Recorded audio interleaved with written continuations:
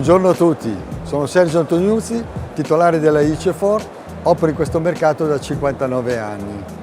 Posso soltanto dire che finalmente in questo periodo ho notato dei veri cambiamenti, ma sono dovuti alle leggi del REACH, alle leggi della plastica riciclata, alle leggi degli ecolabel, alle leggi dei criteri minimi ambientali.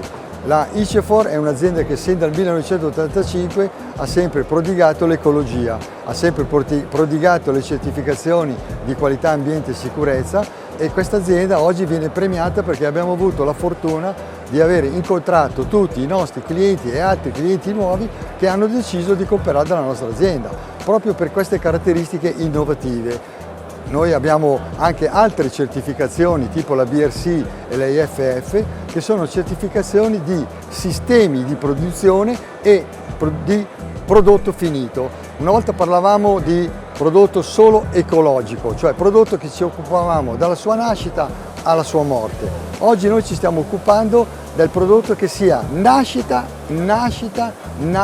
continua. Non esiste più la morte, è il riciclaggio del prodotto, è riutilizzare tutto ciò che viene fatto del prodotto, o comunque il prodotto, se deve essere la sostanza tensioattiva, completamente biodegradabile, compresi gli ingredienti di cui viene formulato il prodotto. Ecco, noi siamo così avanti perché utilizziamo anche la plastica a seconda vita su una grossa parte di tutti i nostri formulati. Mi sono occupato 10 anni fa di questa ricerca con l'Università di Venezia e trovo tante soddisfazioni perché plastica a seconda vita 100%, in questo momento nessuno sta ancora confezionando all'infuori della ICEFOR. Posso ricordare anche che siamo un'azienda che ha investito molto sulla plastica, ma ha investito molto sulle formule, sulla ricerca, ma anche sui presidi medico-chirurgici, che già oggi stiamo parlando di andare con la biocidi, di certificare con la biocidi i nostri prodotti.